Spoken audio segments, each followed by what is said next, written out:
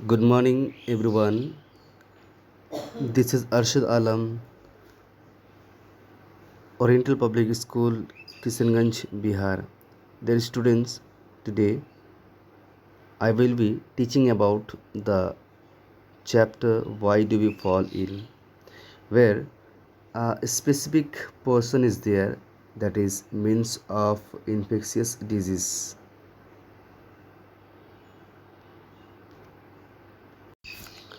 Students, remember, infectious disease or communicable disease can spread from one infected person to another in normal persons by various methods or ways.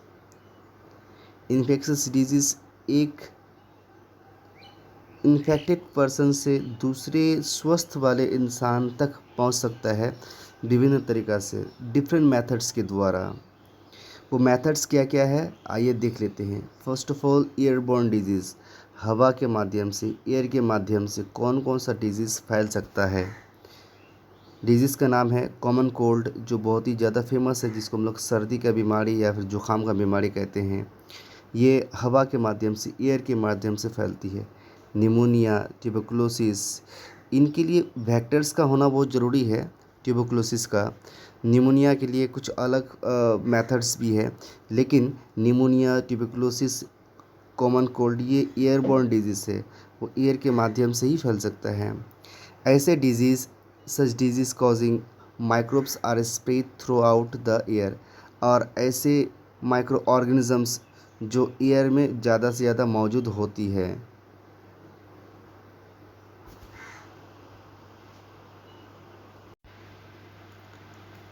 ये transmission तभी होगा microbes के द्वारा जब एक infected persons कफ निकालता है या थूकता है और या फिर स्नीज करता है। तो ऐसे सिचुएशन में जब एक इन्फेक्टेड पर्सन, इन्फेक्टेड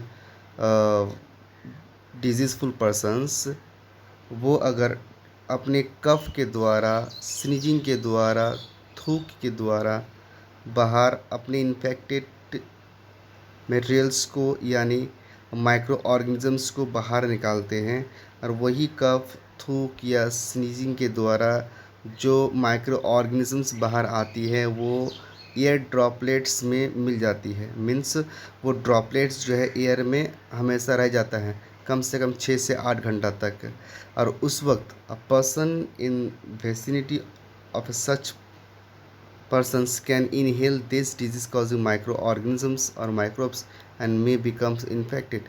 और ऐसे वक्त में अगर कोई स्वस्थ आदमी उसके सामने रहे और वही ड्रॉपलेट्स एयर के माध्यम से इनहेल कर जाए, तो इनहेल करने के बाद वो स्वस्थ या हेल्दी पर्सन भी इन्फेक्टेड हो सकता है, और ये इन्फेक्शन जो है बहुत ही ज़्यादा डेंजरस होती है।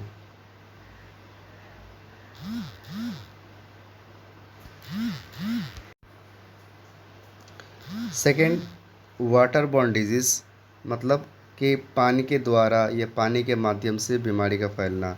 इसका वेल नोन एग्जाम्पल है कॉलेरा। स्टूडेंट्स रिमेंबर, ये इन्फेक्शियस डिजीज़ जो है वो पानी के माध्यम से फैलेगा।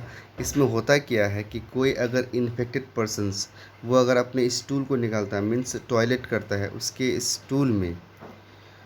स्टूल में जो उसके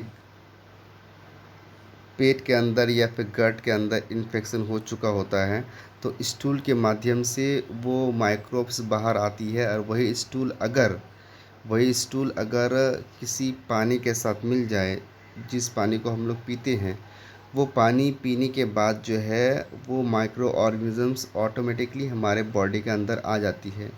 तो एक इन्फेक्टेड पर्सन्स का स्टूल अगर किसी ड्रिंकिंग वाटर में मिल जाए और वही ड्रिंकिंग वाटर हम लोग पीते हैं, तो we can also be affected by cholera. The cholera infested bacteria can enter new host body through the water they drink and can cause disease in them. और वही पानी पीने की वजह से जो है एक हेल्दी पर्सन्स भी इन्फेक्टेड हो सकती है। सेक्चुअली ट्रांसमिटेड डिजीज़, ये वो डिजीज़ है जो सेक्चुअल प्रोसेस के द्वारा एक बॉडी से दूसरे बॉडी में फैलती है। इसका well known example syphilis and AIDS है।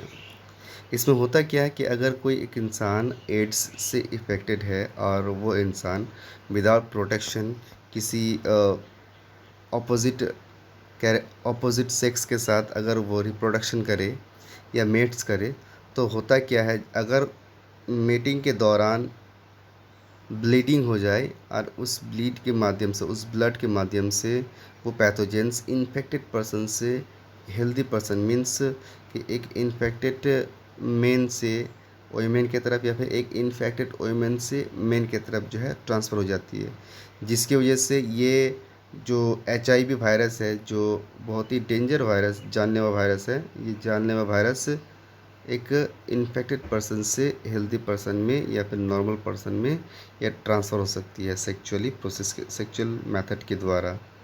तो स्टूडेंट्स हमेशा याद रखना कि सेक्चुअली ट्रांसमिटेड डिजीज़ जो है वो बहुत ही ख़तरनाक होती है। बेटर है कि प्रोटेक्शन इस्तेमाल करें, जिसकी वजह से हम और आप जो है एड्स से बच सकते हैं, और बाकी जितने भी इंसान हैं सबको ये अप्लाई करना चाहिए।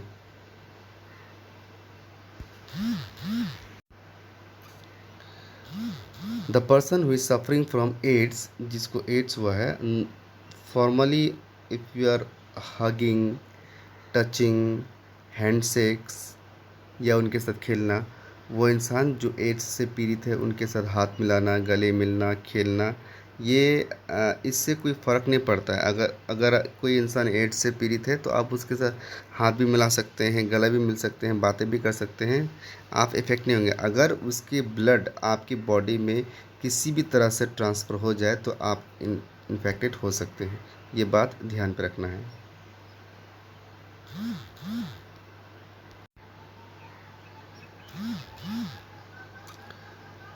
वेक्टर्स के द्वारा डिजीज़ का फैलना। वेक्टर मीन्स व्हाट, वाहक जिसको बोलते हैं, कि एक बॉडी से दूसरे बॉडी तक कोई एक वेक्टर है, कोई एक इंसेक्ट है, कोई एक वाहक है जो पैथोजेंस को ट्रांसफ़र करता है। हमारे साथ बहुत सारे एनिमल्स रहते हैं आसपास में जो डिजीज़ को ट्रांसफ़र करते हैं, और वो एनिमल्स जो इन्फेक्टेड पर्सन से यानी किसी सिक पर्सन से दूसरे हेल्दी पर्सन्स तक पैथोजेंस को ट्रांसफ़र करता है, उसे हम लोग को वेक्टर्स कहते हैं। This animals act as intermediate और vectors. Vectors carries a disease और इन्फेक्शन और pathogens also. There are some examples which will shows the vectors how they spread the pathogens, like mosquito named Anopheles. Anopheles mosquito also spread a specific kind of disease, and these are vectors of disease that we called malaria. Female Anopheles एक vector की तरह काम करेगा जो malaria नामक disease को फैलाने में मदद करता है। स्टूडेंट्स आइए कुछ देख लेते हैं कि इंसेक्ट्स के द्वारा किस तरह से कुछ कॉमन डिजीज़ फैलती है। जैसे कि मस्कीटो में अगर देखेंगे, फीमेल एनोफिलिस मस्कीटो जो है वो मलेरिया नामक डिजीज़ को स्प्रेड करता है। ये फीमेल एनोफिलिस मस्कीटो जो है अक्सर पाया जाता है हमारे आसपास में। क्यूलेक्स नामक एक मस्कीटो है जो फाइलेरियासिस बीमारी फैलाने में मदद करता है, मीन्स ये भी एक मस्कीटो डिजीज़ है। और एडिस, फीमेल एडिस जो है वो येलो फीवर और डेंगू नामक डिजीज़ को फैलाने में मदद करता है।